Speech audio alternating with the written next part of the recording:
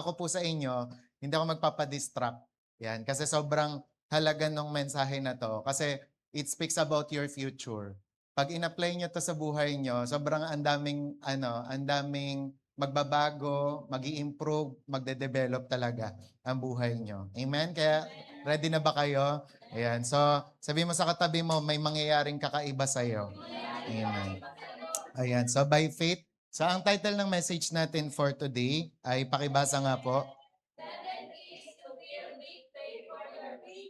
Ayan. So, nung nakaraan sa OPM, sabi ko sa kanila, bago tayo magkaroon ng building, kailangan talaga magkaroon muna ng faith building.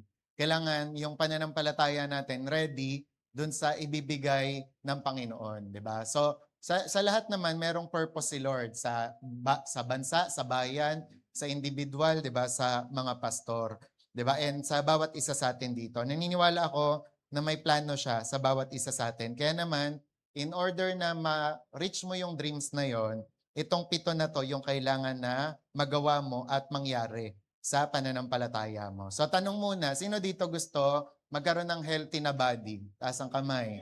Taas ang kamay ng gusto ng bright future. Taas ang kamay ng gustong sumagana, yumaman.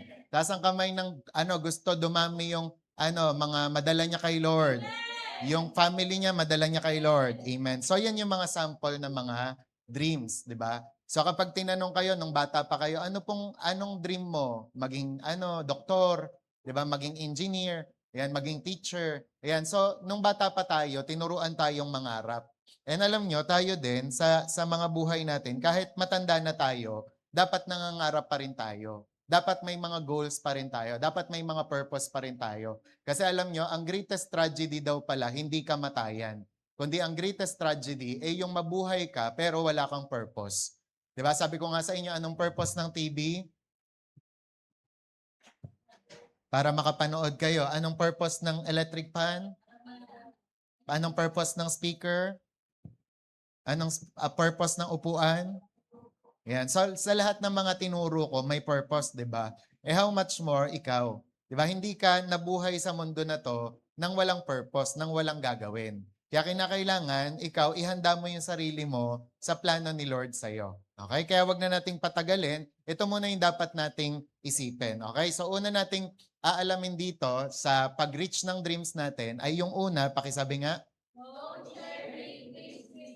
ayan. So sa lahat ng mga may pangarap dito, sa lahat po na may mga goal, dapat daw sayang yung mga wala, dapat marinig talaga nito. Wag daw natin na i-share yung mga pangarap natin sa mga maliliit ang utak. Yan, grabe no grabe yung term, 'di ba?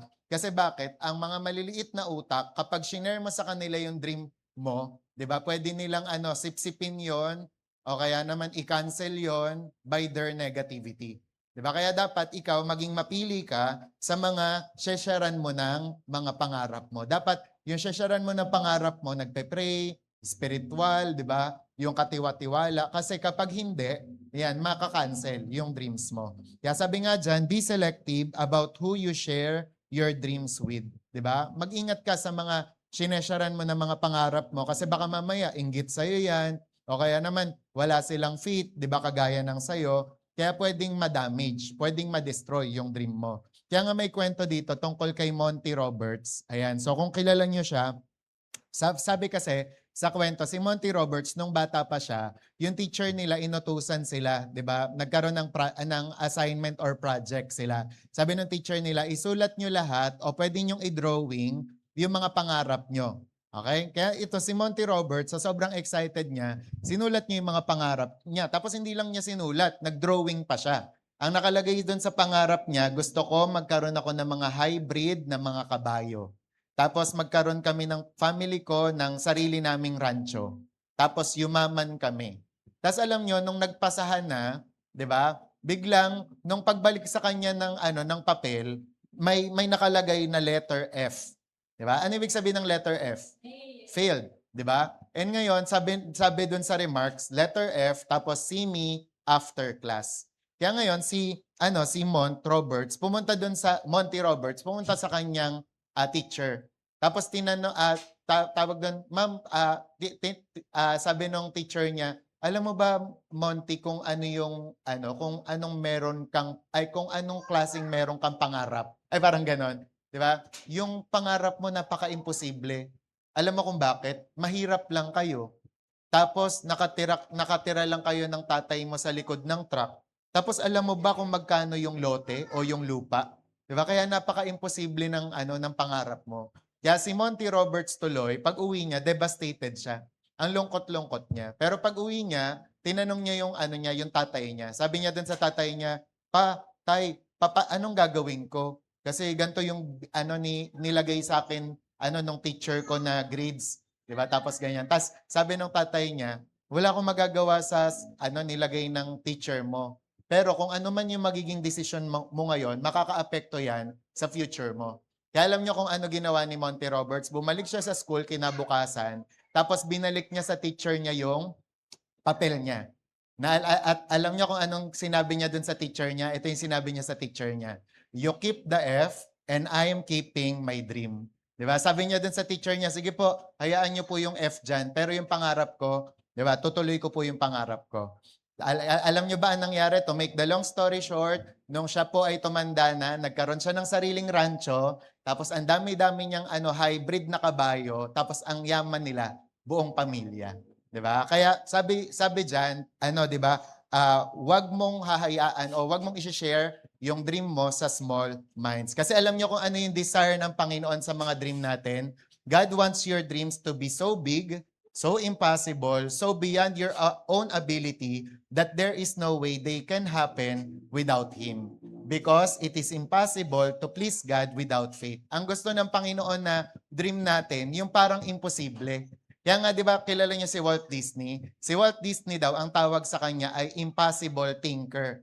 Bakit? Kasi kapag nagmi-meeting sila ng staff niya, ganito yung sinasabi ni Walt Disney. Nilalatag niya lahat ng plano niya. Tapos kapag sinabi ng staff niya na, wow, ano Walt, napaka-great ng idea mo. 'Di ba? Tapos sasabihin niya, hindi natin gagawin yan. Pero kapag sinabi ng staff niya doon sa mga nilatag niyang plano, imposible niyan, Walt. Sasabihin niya bigla, yan ang gagawin natin. 'Di ba? Kasi impossible thinker siya. Kaya alam niyo yung Disneyland, natapos siya ng 1 taon lang. 'Di ba? Tapos sabi doon, nung natapos na yon, ano kasi, kumbaga, ay mamaya na yon. Sige, sabihin ko na. Nung natapos na yon, sabi nung isang staff doon sa asawa ni Walt Disney, sabi niya, sayang wala na dito si Walt para makita niya lahat ng mga nangyari dito sa Disneyland. Sabi ng asawa niya, hindi, nakita niya na yan. 'Di ba? Sa pangarap niya, sa vision niya, 'di ba? Kaya ito yung sinasabi dito na dapat pag may pangarap ka nga daw, para siyang imposible. Hindi siya madali, pero parang imposible to the point na kinakailangan mo ng Diyos, kinakailangan mong gamitin yung faith mo para ma-reach mo yon. Amen? Amen. 'Di ba? Kaya naman, sabi nga diyan, dapat daw po ini-stretch natin yung faith natin. Kaya nga 'di ba, kapag pinag-usapan si Heidi Lynn Diaz at saka si Manny Pacquiao, anong pinagkaiba ng mga muscle ni Heidi Lynn tsaka muscle ni Pacquiao sa muscle natin? Yung muscle nila, ano, laki, 'di ba? Ano si Heidi Lynn kaya niyang bumuhat ng ano, sing bigat ng rep, 'di ba? Tsaka sing bigat ng NMAX. Kaya niyang buhatin 'yon. Tapos si Pacquiao naman, kino-consider siya na yung kamao niya deadly weapon na. Kasi kapag sinuntok niya yun sa normal na tao, patay talaga yung normal na tao. Ngayon ang tanong, anong kaibahan? Kasi yung muscle nila, wino-workout nila. 'Di ba? So, ganun din, ang faith natin, mas maraming magagawa, mas maraming matutupad kapag wino-workout natin, kapag ini-stretch natin, kapag ine-exercise natin. Kaya nga sabi mo sa katabi mo, i-workout natin yung faith natin. Ayan. So, kaya nga, may binigay ang Panginoon na paraan paanong mag-grow ang faith. Yan. So, sa anong paraan yon? Sabi ng Romans 10:17, pakibasa, faith comes. Yan. Kaya kapag nakikinig tayo ng Word of God, nakikinig tayo ng salita ng Diyos, mas lalong tumitindi, mas lalong tumitibay, mas lalong nagiging strong yung pananampalataya natin. At kapag naman tumigil tayo, 'di ba? Titigil din sa pag-grow yung pananampalataya natin. Kagaya nga po ng pag-toothbrush, ayan, pwede ba tayong huminto sa pag-toothbrush? Sagot. Pwede. Kaso, babaho ang hininga. Tapos eventually, yung ngipin natin mabubulok. 'Di ba? O tanong ulit, pwede ba tayong huminto maligo? Pwede. Kaso, babaho. 'Di ba? Sabi nga ni Tita Edna, kaso lang wala nang tatabi sa'yo. 'Di ba? So, pwede ka namang huminto maligo, kaso lang wala nang tatabi sa'yo. Ganon din sa pananampalataya. Pwede niyong sabihin sa amin, Pastor, tama na tayo sa pagba-Bible study. Tama na sa paghahayag ng salita ng Diyos. Tigil na natin pagsisimba natin. Pwede naman. Kaso eventually, yung faith mo, masisira, madadamage, madedestroy, di ba? Unti-unting mawawala. Kaya naman, kinakailangan i-exercise natin, i-work out natin yung ating pananampalataya. So ito na yung pitong susi para naman ma-reach natin yung ating mga pangarap. Una, faith sees. Pakisabi nga natin, faith sees. Ayan. So ibig sabihin, kinakailangan ang pananampalataya pala natin nakakakita. Okay? Ibig sabihin nito na ang pananampalataya daw nakakakita. Ibig sabihin dapat may vision ka. Meron kang nai-imagine sa sarili mo na ito, i-reach ko to. Kaya for example, kunwari, ang sample ko nga dito, yung pag nag-a-altar call ako, di ba? Alam nyo, kung bago ko ginagawa yon o bago ko i-execute yon, nai-imagine ko muna siya sa isip ko. Then, i-execute natin sa tulong ng Holy Spirit. And ganun din sa maraming bagay. Bago nagkaroon ng electric fan, may nag-imagine muna ng electric fan. Bago nagkaroon ng speaker, may nag-imagine muna ng speaker, ng itsura ng speaker. So, ganun din sa faith. Bago ka sumakses, bago ka magtagumpay, dapat naisip mo muna yan. Sa isip mo, tapos nakita ng mata mo na matagumpay ka na. Di ba? Bago ka magkaroon ng maraming one-to-one, na-imagine mo na dinadala mo sa church yung mga one-to-one mo. Di ba? Bago mo madala yung mga pamilya mo, dapat na-imagine mo muna na vision mo na dadala mo na sila sa church. Kasi, faith sees. Sabi nga dyan, before you can have something, you must first see it. Kaya dyan, sobrang halaga ng vision, ng dream, tsaka ng goal, tsaka something you're moving toward. Sobrang halaga niyan. Kasi alam nyo, dito pa lang, makinig kayo maigi. Pag dito pa lang sa church natin at kayo mismo, tumigil na kayo ng kakapangarap, ng kaka-goal, ng kaka-purpose, patay na kayo automatically.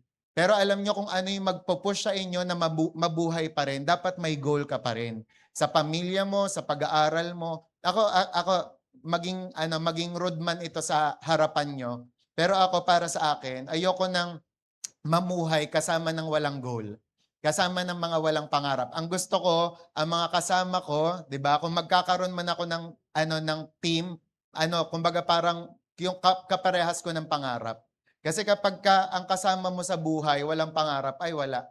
Walang mangyayari sa buhay mo. Kaya dapat pamilya man kayo, 'di ba? Ikaw man ay may ka-partner, mag-asawa man kayo o sa church man, dapat may pangarap ka. 'Di ba? Kasi hindi lang naman tayo hinahayaan ng Diyos na mabuhay dito without a purpose. Kaya ka nabubuhay dyan ngayon, may purpose ka pa, may gagawin ka pa. Kaya dapat nai-imagine mo yan. Kasi bakit? Ano sabi ng Proverbs 29:18? Sabi, where there is no vision, the people perish. Ibig sabihin nito, pag walang vision ang mga tao, pag wala silang goal, pag walang dream, magpe-perish yan. Kaya ako, I challenge you, di ba? Magmula nung natutunan ko to, parang umarangkada buhay ko. Parang feeling ko, ang dami ko pang dapat gawin. Di ba? Kaya parang sa part ko, kailangan pala yung basta magawa namin to. And alam niyo yung natutunan ko lately, sabi nga daw, the greatest gift or the best gift you can give to yourself is improve yourself. Amen? Kaya sabi ko nung mga natutunan ko yon, sabi ko ay ipapangako ko sa sarili ko, i-improve ko yung sarili ko. Diba? Improve ko yung aking alam sa Bible, improve ko paano ako maging asawa, maging anak, maging pastor, diba? Kasi kung hindi ka nag-i-improve daily, wala. Diba? Pa-backwards ka. Kaya yun yung dapat nating tatandaan. Kaya nga sabi ng Habakkuk 2:2, and the Lord answered me and said, write the vision and make it plain upon tablets or tables that he may run that read it. Ibig sabihin nun, kailangan yung mga vision, wag natin ipagkakatiwala sa isip lang. Bakit? Kasi kapag sa isip lang, makakalimutan. Di ba? Kaya dapat sinusulat yon. Kaya nga, ito, inano ko to, in-example ko sa discipleship. Yan. Pero, buti na lang, malayo ako, hindi nyo makikita, hindi nyo mababasa. Yan. Bago, di ba, kumbaga parang for example kami, nagtuturo na kami tungkol sa inyo sa journaling. Di ba? Kaya dapat ganun din tayo. Kung may mga goals tayo, prayer request, dreams, sinusulat natin. Kaya for example, ako, sinusulat ko yung mga pangarap ko, yung mga prayer request, yung mga goals. And then parang as the days and as the years go by, nagugulat ako, nako-cross out ko na siya. Natatanggal ko na siya sa listahan ko. Bakit? Unti-unti na kasing sinasagot ni Lord, 'di ba? Unti-unti nang natutupad, 'di ba? Kumbaga, tsaka so far, ang dami ko ng mga na-cross, 'di ba? Kapag kasi tayo hindi natin ginawa ito, wala, parang kunwari lilipas lang yung araw na ngayong araw, ano kayang gagawin ko? Parang wala, kaya hihilata na lang ako. 'Di ba? Kaya ang nangyayari, yung isang araw natin, nasasayang. Kaya where there is no vision, the people perish. Kaya alam niya yung gumawa ng Think and Grow Rich na libro, inutusan niya si Napoleon Hill para mag-interview ng 500 milyonaryo. Sabi nito kay Napoleon Hill, i-discover mo kung ano yung mga common denominator ng mga milyonaryo, bakit sila milyonaryo, tsaka bakit sila successful. 500 na. At alam niyo kung ano yung na-conclude ni Napoleon Hill? Ito yung conclusion niya. Every one of them had clearly defined written goals. Lahat ng mga milyonaryo na yon, lahat ng mga successful na yon, sinusulat lahat ng mga goals nila. Kaya isipin nyo maigi, di ba? Kung ginagawa to ni Michael Jordan, nila Lady Gaga, di ba? Nila Oprah Winfrey, mga worldly yon, secular yon, ginagawa nila yan. How much more tayo na mga Kristiyano? Sa atin binigay yung Habakuk 2:2, di ba? Kaya dapat, again, sinusulat natin, mapalalaki ka man o babae, usulat mo yung goals mo, plano mo, purpose mo sa buhay. Wala na dito, guys, ang walang plano sa buhay. 'Di ba? Kahit full-time ka, kahit ikaw ay pastor, hindi pwedeng wala kang plano sa buhay. Kahit ako, 'di ba? Anong plano ko sa church? Meron. Anong plano ko sa sarili ko? Meron. Dapat, 'di ba? Nung natutunan ko nga ito. And kaya si Teresabel, ito yung ginagawa niya. Dahil alam niya na faith sees, next natin, ito yung ginagawa niya, nagkakaroon siya ng vision board. Di ba? Una, sinabi niya, nakikita ko, na-imagine ko, nakasama ko ang daddy ko sa isang television show. Tapos nakikita ko rin na maglilid ako at magme-mentor ng mga cheerleaders. Nakikita ko rin na nag-i-speak ako sa France. Tapos nakikita ko rin na mabibili namin yung bahay namin katabi ng lake na yon. And ang ginawa niya lang yon, vision board. Kumbaga parang inedit niya tapos kinat niya sa mga magazine. Yung kunwari, nag-search siya, ano ang pinaka largest church sa Amerika? Enter niya, lumabas yung church nila, Joel Osteen. Kaya ang ginawa niya, nag-print siya ng picture ng church nila Joel Osteen, tapos kinat niya yung sarili niya, nilagay niya doon. 'Di ba? Tapos every day, lagi, nagdideklara siya ng buhay, ng life doon sa mga visions niya. And alam niyo ba, wala pang 5 years, lahat yon natupad. Nakapag-speak siya sa Lakewood Church, nakasama niya yung papa niya sa isang television show, tapos nakapag-mentor siya sa mga cheerleaders, nakapag-speak siya sa France, tapos may isa pa nga, tumayo siya sa bookstore ng Barnes and Nobles, para siyang national bookstore dito sa Pilipinas. Tapos tumayo siyang ganyan. Tapos sabi niya, isang araw, mapapublish yung libro ko, tapos ibibenta dyan sa bookstore niyo. Tapos yun, wala pang 5 years, may nag-alok sa kanya na publisher, sabi sa kanya, publish namin yung mga sinulat mo. Di ba? Kaya nagkaroon siya ng libro. Kasi bakit? Ito yung prinsipyo dyan. You become what you behold. Kung ano yung lagi mo nakikita, nagiging ganun ka. Kaya di ba tip ko sa inyo, kung gusto nyong pumayat, mag-print kayo ng picture na payat kayo. Di ba? Para nang sa gayon, di ba, araw-araw ilagay nyo sa table nyo. Di ba? Ay, ito pala ang goal ko. Kaya kapag kapag natetempt ka, 'di ba, na kumain ng marami, 'di ba?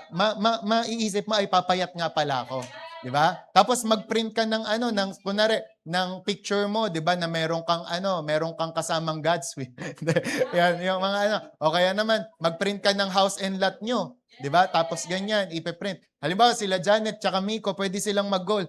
Yung picture ng New Zealand, ilalagay nila yung sarili nila doon, 'di ba? Kumbaga tapos pag nakikita mo 'yon, lagi kang motivate, pupunta kami diyan, gagawin namin 'yan, 'di ba?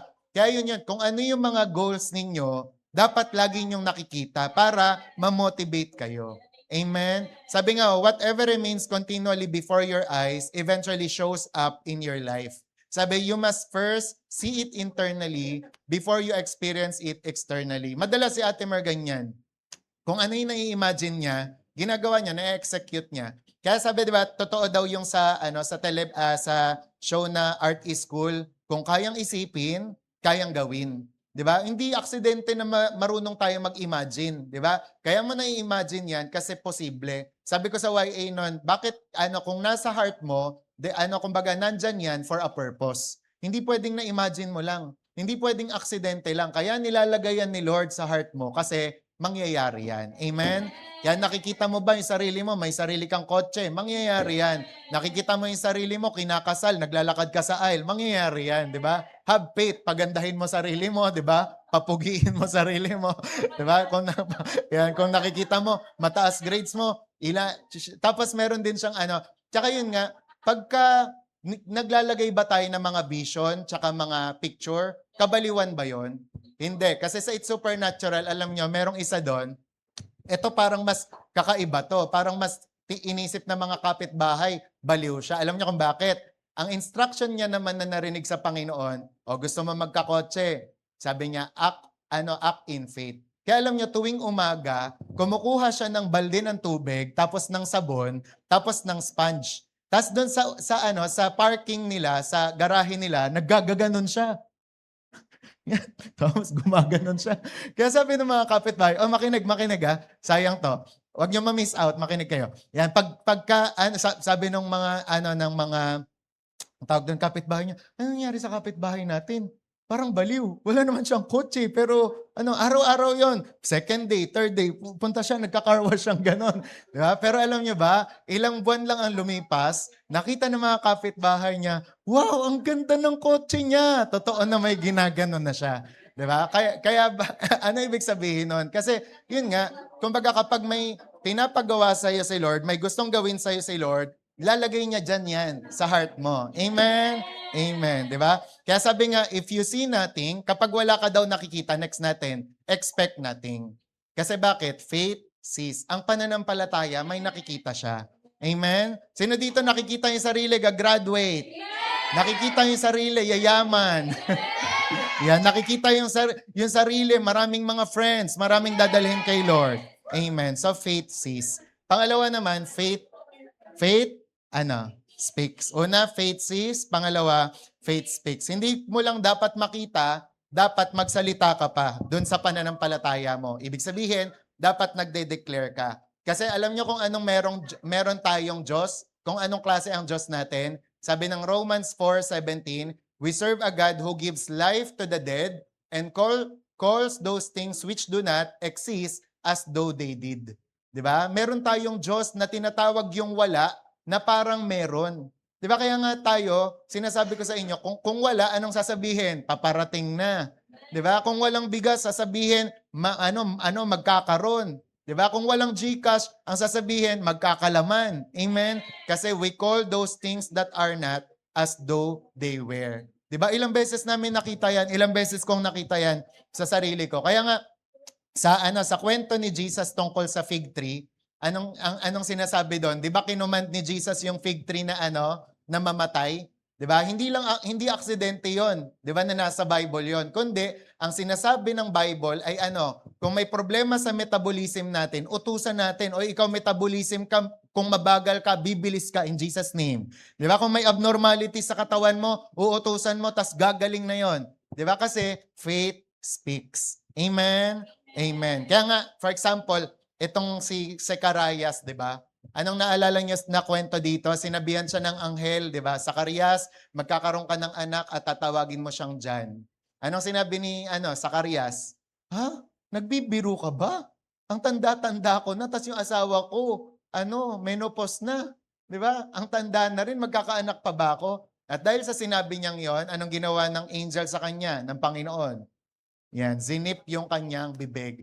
Bakit? Kasi kung halimbawang hinayaan ng angel o ng Lord, 'di ba? Si Zacarias na dumaldal lang ng dumaldal, ay pwede niyang ma-destroy yung plano ni Lord.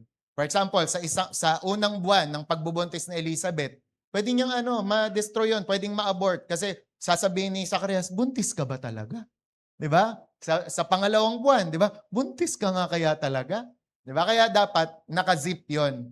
Kaya nga ang nangyari, nakapagsalita lang siya nung napanganak na si John the Baptist. Kasi ibig sabihin, kung may pangarap ka, kung may goal si Lord sa'yo, may purpose, huwag kang magiging nega.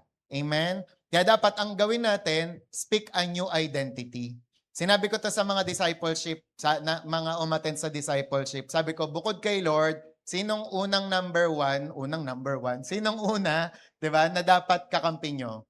Sarili. Di ba, dapat kung meron kang kakampi, sarili mo. Kaso, di ba, ano nangyayari madalas sa atin? Sarili natin, kalaban natin. Di ba? Bakit ka kasi ganyan? Kasi ganyan ka. Di ba? Kumbaga parang nanenega, di ba? Gusto mo ng ganito, tapos ganyan, ganyan. Di ba? Kaya dapat ang maging solusyon natin dyan, speak a new identity. Kaya ganyan yung ginawa ni Terry Isabel. Kay Terry Isabel kasi to. Si Terry Isabel kasi, insecure siyang babae. Alam niyo kung bakit? 14 pa lang siya, na-rape na siya. Tapos, ang nangyari pa, nagkaroon siya ng maraming mga karelasyon, tapos nag-end up yon sa, kumbaga, immorality. Tapos, hindi siya, nanganak siya ng hindi pa kinakasal. Kaya parang sa part niya, parang ako lang ang gumawa ng kahihiyan sa Sabel family. Pero alam niyo, nung natutunan niya to, magmula nun, lagi na siyang nagde-declare sa sarili niya. Lagi niya sinasabi, I am confident, I am courageous, I am an expert in my calling. Di ba? Laging ganon. I speak to many conferences. At alam niyo kung ano yung nangyari? Di ba? Ganon talaga yung mga naranasan niya. Isang beses, nag-i-speak siya sa conference, mag-i-speak siya doon. Sabi ng sabi ng anak niya, Mom, are you nervous? Diba? Pero dahil araw-araw siya nagfe-faith confession, alam niyo nasagot niya sa anak niya, I am confident, I am courageous, I am an expert to my calling, diba? Hindi niya na nasasabi. Tayo kaya, halimbawa, gawin natin yon, mag-confess tayo lagi, mag-declare tayo lagi. Kapag may mga circumstansya na yung parang imposible, anong lalabas sa bibig natin, diba? Automatically, positive, diba? Tapos meron ding sa TVN in-interview siya. Tapos biglang sabi nung staff doon, Ma'am, dito po kayo umupo sa mga upuan ng expert. Tapos naisip niya, expert ako? Tapos bigla niya naalala, araw-araw ko nga palang dinideclare na expert ako. 'Di ba? Kaya 'di ba, doon siya pinaranas siya ng Lord nung dinideclare niya. Kaya tingnan niyo to, sabi diyan, if you want to know where your life is headed, listen to the words coming out of your mouth. Sabi, speak in the direction you want your life to go. Di ba? Kaya dapat lagi kang nagde-declare ng mga positive. Nagde-declare ka ng mga faith-filled words. Di ba? Amen? Ano yung mga yon? Yung instead na kunwari, di ba? Kabaliwan din ba yon? Di ba sabi ng kanta, let the weak say I am, let the poor say I am rich. Baliktarin mo. Di ba? Kaya dapat po, lagi tayo nag-i-speak ng life. Amen? Di ba? Instead, nakawawa ako, pinagpala ako. Di ba? Walang-wala kami. Di ba? Hindi, masagana kami in Jesus' name. Amen? May nararamdaman ka? Meron po pero lalakas ako. Amen. Di ba? Kasi faith doesn't deny the fact naman. And then pangatlo naman, faith takes, una, faith sees. Pangalawa, faith speaks. Pangatlo, faith takes action. Bakit kaya? Kasi faith is never passive. Faith requires action. Ibig sabihin nito, kung may faith ka, a-action ka. Kung may faith ka, gagawa ka. Diba? Ito, napakaganda nito. Sabi ni T.D. Jakes, sabi niya, next natin, the one thing that separates winners from losers more than anything else is that, yan. Ano daw ang kaibahan ng losers sa winners? Ang winners nagte-take ng action. Ito, medyo rude to. Ang katotohanan, sabi ni Terry Isabel, kaya ganyan yung sitwasyon mo dahil sa choice mo. Aray. Ang rude, no? Alam mo kung bakit ganyan yung sitwasyon mo ngayon? Dahil yan sa choice mo. Diba? Pero kung halimbawa gusto mo maging winner, diba? Gusto mong magtagumpay sa buhay mo, mag-action ka na ngayon. Amen. Amen. Parang nagalit kayo sa part na yun. Ayan, sabi ng Romans 2:17 kasi, faith without work is dead. Kapag daw ang pananampalataya walang action, patay daw yun. Kaya dapat po uma-act tayo. Kaya ang sample nito, 'di ba, yung sa four friends nung isang paralytic.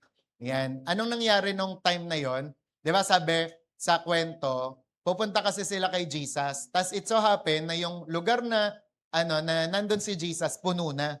Kaya anong ginawa? Pwede daw na ang iniisip ng mga magkakaibigan ay uwi na lang tayo, siguro hindi kalooban ni Lord. 'Di ba? Ay siguro next time na lang. Pero hindi, dahil may faith sila, anong ginawa nila? Binutas nila yung bubong, umakyat sila sa bubong, binutas nila, nilusot nila yung kaibigan nila. Kaya ano mapapansin nyo sa sinabi ni Jesus diyan? 'Di ba? And when Jesus saw their faith, ano sabi? Pinagaling niya yung paralitiko. Amen? 'Di ba? Pastor, bakit ganun? Akala ko ba faith is invisible. Hindi nakikita yung faith. Bakit sinabi doon, when Jesus saw their faith? Bakit may nakita si Jesus? Kasi he saw their action, 'di ba? Kaya ang may faith, nag-a-action, may action. 'Di ba? Kaya for example, sino dito naniniwala, 'di ba, magkakaroon ka ng mataas na grades? Ano ang action? Mag-aral ng maigi. 'Di ba? Dapat wala tayong competing desires na gusto mo ng 98 pero ayaw mo mag-aral. Dapat sabay, 'di ba? Gusto mo mag-aral, ay gusto magkaroon ng mataas na grades, dapat may action. Amen. Gusto mong sumagana, o dapat may trabaho, 'di ba? Dapat may business. Naintindihan? O gusto mong lumago ka sa pananampalataya mo, dapat may action ka.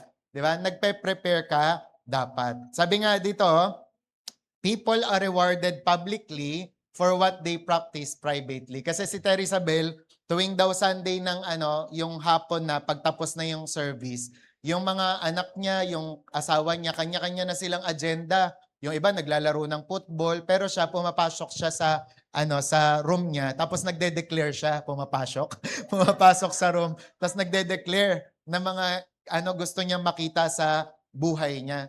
And alam niyo, later on, ni-reward ni Lord yung ginagawa niya privately, 'di ba? Public sa public, 'di ba? Kaya dapat kung meron tayong pananampalataya, mag-act tayo. Kaya sabi nga, when I know you're ready, get ready. Ito daw yung mensahe ni Lord kay Terry Isabel nung time na yon. Kasi kung ano daw yung pine-prepare natin, bine-bless ni Lord. Amen?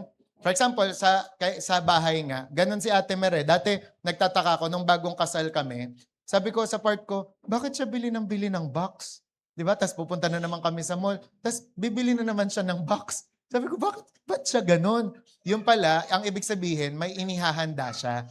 'Di ba? Sabi ko, wala naman siyang ilalaman doon. 'Di ba? Pero alam nyo, later on, 'di ba? Nakita ko lahat ng mga box na yon nagkaroon ng laman. Kasi bakit? God blesses yung preparation mo. Naintindihan? Kaya for example nga daw, kunwari, marunong kang compose ng kanta, simulan mo na ngayon.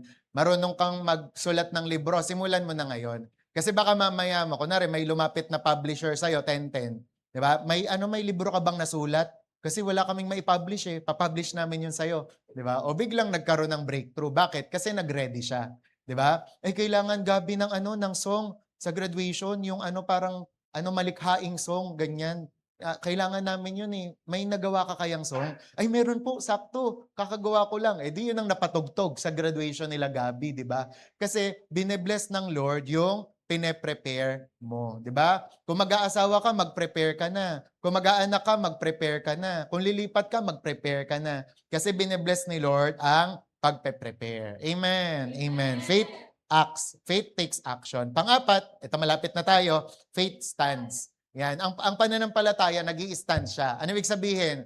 Firm, matatag. Diba? So, ang pananampalataya, ganon. Kasi sabi nga, may mga pagkakataon si Terry Isabel kapag nagpe-pray siya, sinasabi niya kay Lord, Lord, I trust you.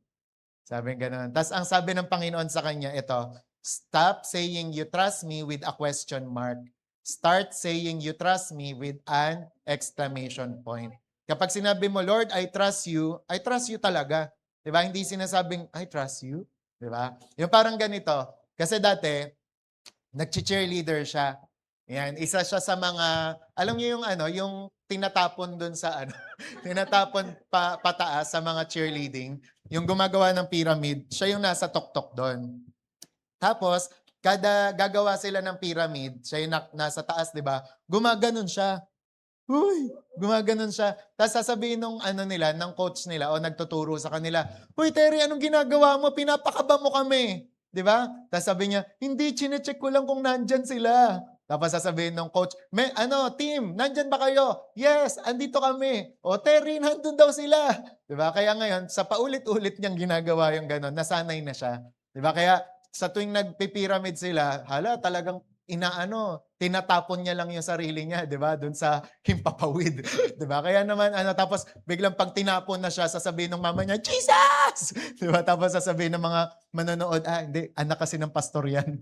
Parang gano'n. Pero yun nga, kumbaga parang lagi siyang safe kasi may sumasambot sa kanya. And gano'n din daw sa pananampalataya natin. There are times kailangan mo lang itapon yung sarili mo sa Diyos. 'Di ba? Kailangan mong ipagkatiwala sa kanya ang lahat. Amen. 'Di ba? Hindi bahala na si Batman, hindi na bahala si Superman, kundi si Lord. 'Di ba? Itapon mo sa kanya yung sarili mo. And ako, ilang beses kong tinapon yung sarili ko kay Lord at wala akong pinagsisisihan. 'Di ba? Kasi talagang sinasalo niya ako. Talaga namang lagi siyang nagpo-provide ng mga kailangan. Kaya sabi nga, ang faith daw ganito, it stands. Faith stands, meaning to say, it refuses to quit. 'Di ba? Hindi siya nagpapa-discourage, hindi siya nagde-demand ng explanation, 'di ba? Sabi, it simply says, "Lord, I don't know how you're going to do it, but I trust you." Ang pinaka nga daw, humaharang daw po sa pananampalataya natin yung tanong na how. 'Di ba? Kaya magmula ngayon, 'wag na kayong magtatanong ng how, 'di ba? For example, next year makakasama ako sa camp namin, 'di ba? Kaso paano? 'Di ba? Basta alam mo na makakasama ka, yung paano iwan mo na kay Lord. Amen? 'Di ba? Lord, naniniwala ako, gagaling ako, lalakas ako. Paano? Hindi naman ako nagba-vitamins. Hayaan mo na kay Lord yung paano, maniwala ka, gagaling ka. Amen? Amen, 'di ba? So ganon, faith stands. 'Di ba? Kaya yun po ang ibig sabihin nun. Faith stands. Panglima, faith is grateful, 'di ba? Kapag may pananampalataya daw ang isang tao, mapagpasalamat din siya. Kaya ba mapagpasalamat kayo? Ayan, faith is grateful, 'di ba? Kasi ang sabi nga diyan, a grateful heart is a magnet for miracles. Kaya kung gusto niyo na ma-magnet niyo yung miracles, maging thankful tayo. Sabi nga, one of the greatest ways to touch the heart of God is gratitude. Not only after the blessing comes, but before it arrives. Bago pa dumating yung blessing, magpasalamat ka na. Amen? Bago pa dumating yung yung malaking church natin, magpasalamat na tayo. 'Di ba? Yung mga malaking blessing. Kasi alam nyo, sabi nga ni Jerry Sabelo, kayo magbasa nito. 1, 2, 3, go. Next natin. The highest. 'Di ba? Yung pala yung ang highest expression ng faith. Yung magpasalamat ka na kahit wala pa. Amen? Sino dito naranasan yung gano'n? Yung nagpasalamat na kahit wala pa. 'Di ba? For example, "Uy, Miko, salamat kasi after nito, imamakdo mo ako." 'Di ba? Sabi sa inyo, mahihiya na yan si Miko. 'Di ba? Mahihiya na yan si Miko. 'Di ba? Ibibigay niya na yan.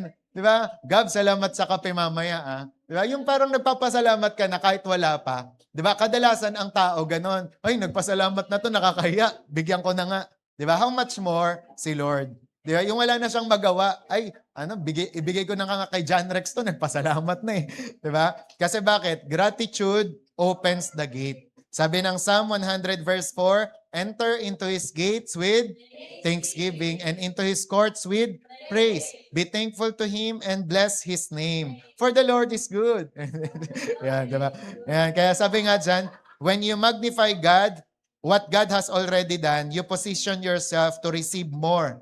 Sabi, gratitude pushes open the gate into God's presence. Kaya yung mga mapagpasalamat, sila yung napupuspos agad ng presence ni Lord. Di ba? Kaya mamaya, kapag nag-worship tayo, pag thankful ka, ikaw ang una na pupuspusin ni Lord. Ikaw ang una na i-bless niya. Ikaw ang una na makakaranas ng miracle. Kaya nga yung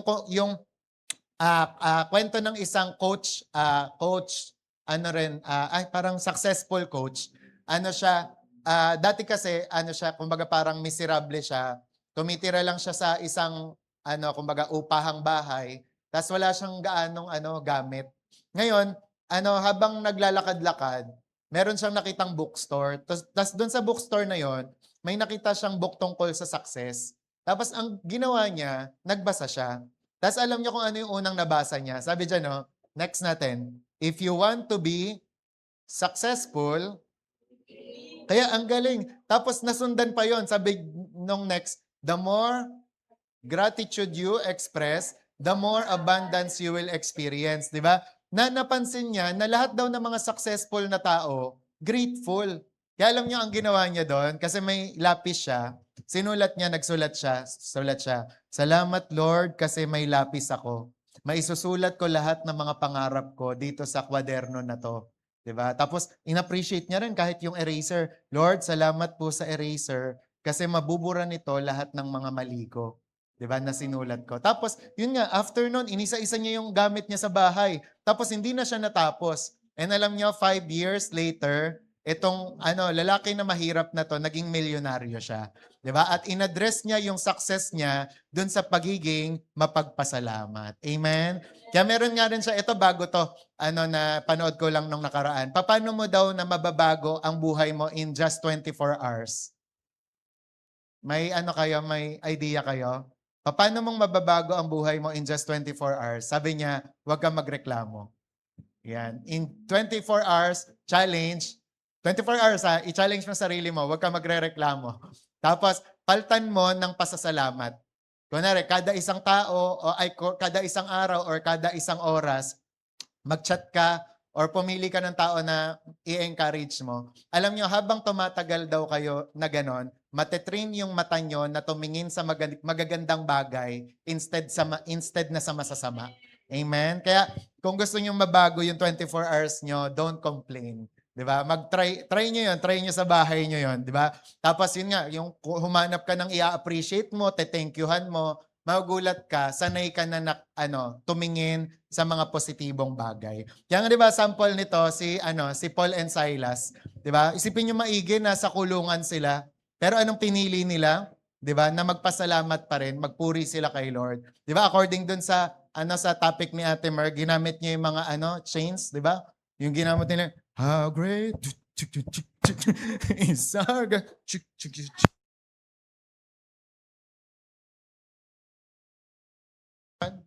Praise. After nun, ano nangyari? 'Di ba, nakalag. Tapos nagkaroon nga ng lindol, tapos nakalaya sila. Kaya ganun din sa mga buhay natin. Kung gusto nating makalaya sa mga bagay na bumibihag sa atin, magpasalamat tayo, mag-worship tayo kay Lord. Amen. And then pang-anim, natututo na ba kayo? Amen. 'Di ba, may natututunan? Ito, faith gives. Yan. So, ang pananampalataya din, nagbibigay siya. 'Di ba? Kaya nga sabi nga, ang isa daw sa pinaka tinuro daw ng tatay ni Teresabel sa kanya, si Jerizabel, magbigay. 'Di ba? Madalas daw, ito daw yung tinuturo niya. Hindi na kayo nakaabot dito na. Yan. Sabi, ito yung natutunan ni Teresabel sa papa niya. Yung sabi nga, pakisabi, 1, 2, 3, go. Ayan, if you have a need, sow a seed. 'Di ba? Kapag daw may pangangailangan ka, magtanim ka. Mas lalo kang magtanim. Sabi diyan, no? Tapos kapag daw nagpe-pray ka pala kay Lord ng patungkol sa needs mo, sabi diyan, no, if you talk to God about your needs, He will talk to you about sowing seeds. 'Di ba? Kunwari, sasabihin mo kay Lord, Lord, may pangangailangan ako ngayon. Pero magsasabi rin siya sa iyo ng tungkol sa seeds, 'di ba? Magtanim ka. 'Di ba? So kaya dapat tayo rin, kung may pananampalataya tayo, magtanim tayo. Sabi nga, when you are experiencing your greatest need, that's when you sow your greatest seed. At kapag walang-wala ka na, sabi nga daw, wag mo daw kainin yung seed mo. Itanim mo para mag-multiply. Kasi for example nga, sa isang farmer, makinig kayo maigi ha, sobrang halaga nito. Sa isang farmer, i-apply niya lahat ng prinsipyo tungkol sa faith.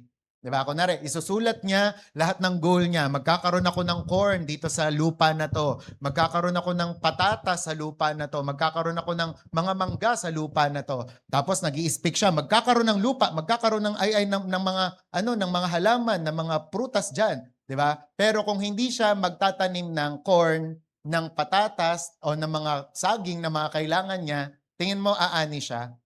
Hindi. So, kapag may pananampalataya ka pala, dapat nagtatanim ka. Kaya kung gusto mo dumami yung bigas mo, dapat magtanim ka ng bigas. Kung gusto mo dumami yung pera mo, dapat talaga magtatanim ka ng pera. Kung halimbawa, gusto mo magkaroon ka ng sariling building mo, magtanim ka dun sa sa mga tao na nakaranas na nun. 'Di ba? Kasi si Teresabel nga, nagkaroon siya ng miscarriage, 'di ba? Kumbaga nalaglag yung baby niya. gusto niya magkaroon ng baby. Alam niyo ang ginawa niya? Nagtanim siya sa mga, mother na. Siya yung bumili ng mga diaper ng mga anak nila, tapos binilhan niya ng mga gatas. And later on, alam niyo, ginrant ng Lord yung wish niya, yung prayer niya. Kasi may power sa pagtatanim. Amen. Kaya kaya magbigay na tayo. Di ba? Kumbaga kaya kapag tayo, meron tayong pananampalataya, meron tayong inaasahang pagpapala, di ba? Dapat magtanim tayo. Sabi nga, sow where you want to go. Di ba? Dati nung gusto kong di ba, nung gusto kong dumami yung Bibles natin, nagtanim lang ako sa Philippine Bible Society noon eh. Tapos hindi ko inaasahan biglang dumating si One Body, di ba? Na taga-supply ng gospel tracts tsaka Bible, 'di ba? Kasi totoo 'yan.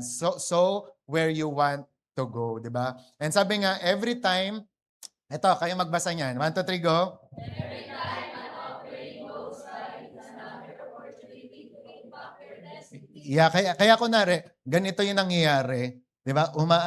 Dumadaan sa iyo 'yung offering bag, 'di ba? Sabi diyan, wag mo daw papalagpasin. Kasi bakit? Yan daw ay, kumbaga parang opportunity mo yan to impact your destiny. Ang tanong ko sa inyo, ilang offering bag na yung pinapalagpas nyo? Di ba? Na hindi kayo nagtatanim, hindi kayo nagbibigay, then nagtatanong kayo, bakit ganito yung buhay ko? Bakit hindi pa rin ako nagkaka-breakthrough? Kasi ang daming yung pinalagpas.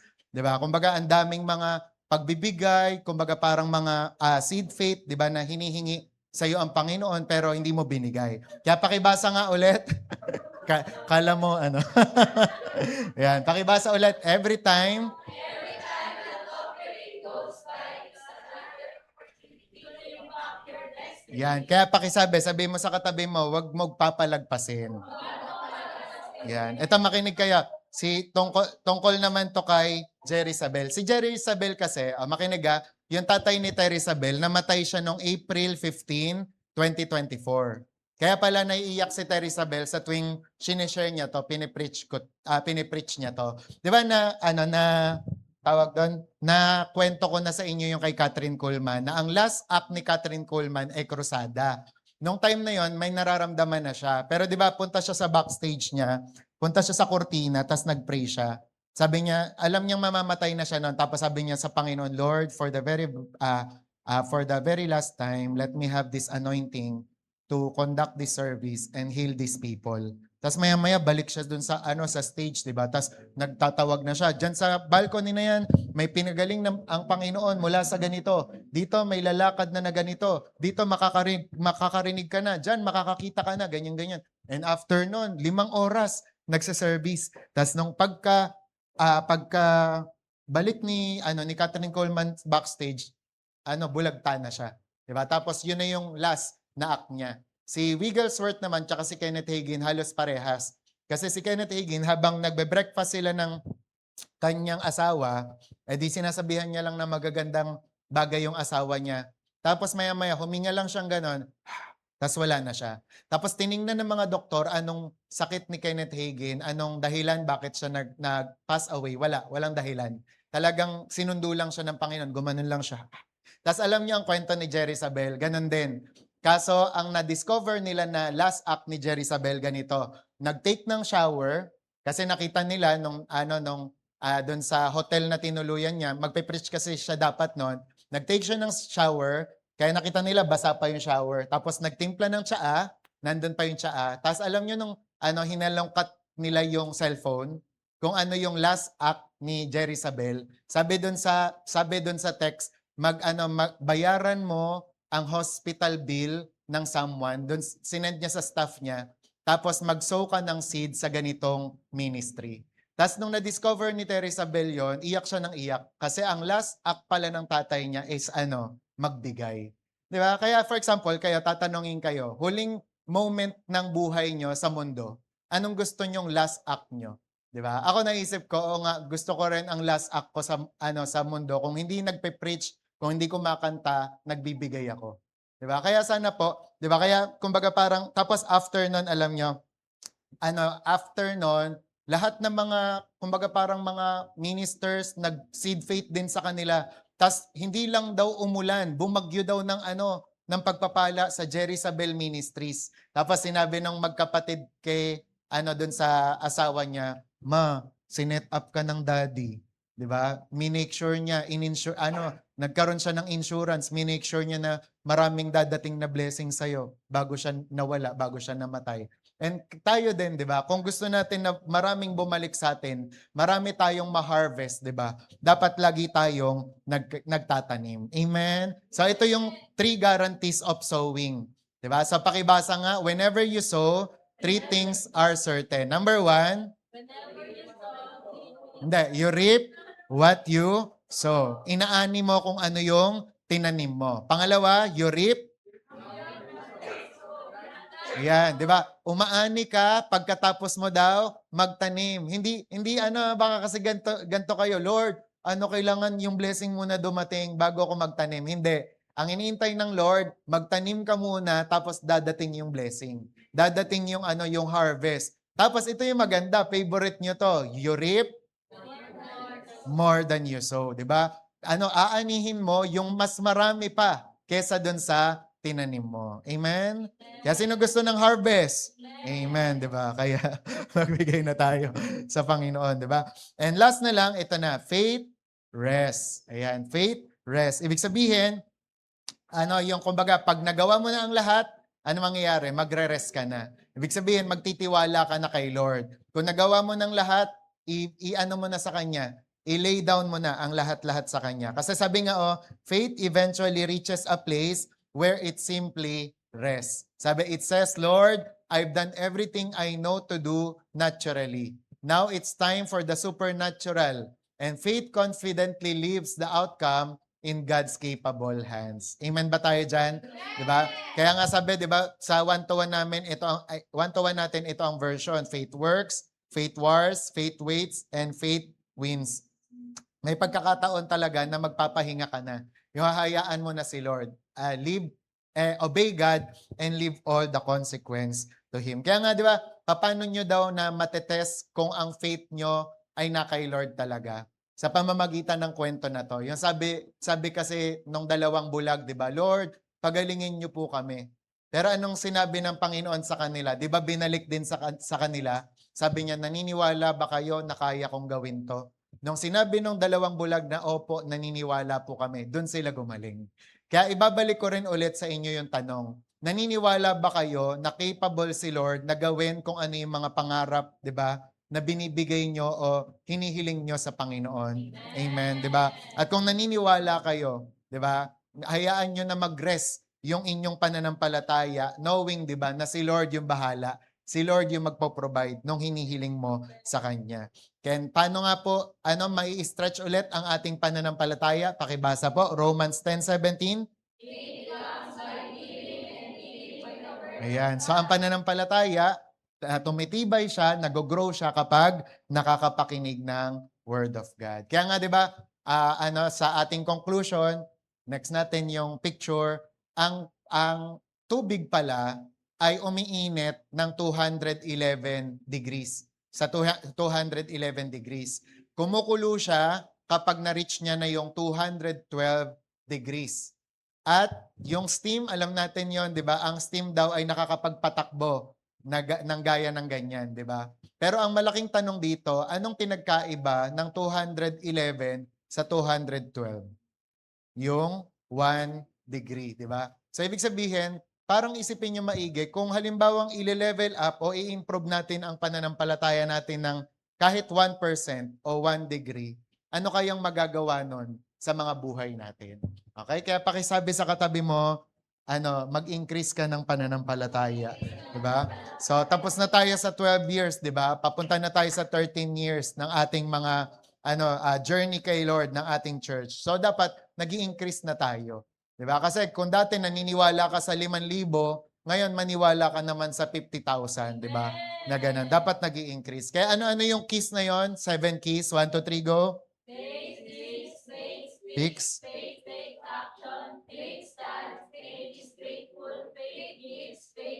Ayan. So let's pray. Aming Ama, Diyos na buhay, kayo na po, Panginoon Lord God, ang siyang magpayaman at magpasagana, Panginoon Lord God, ng mga pananampalataya namin, Lord God. Iniiwan ko na po sa iyo, Lord God, ang resulta, Panginoon, ng mga tinanim ko, Panginoon, ng mga salita, Lord God, sa kanila.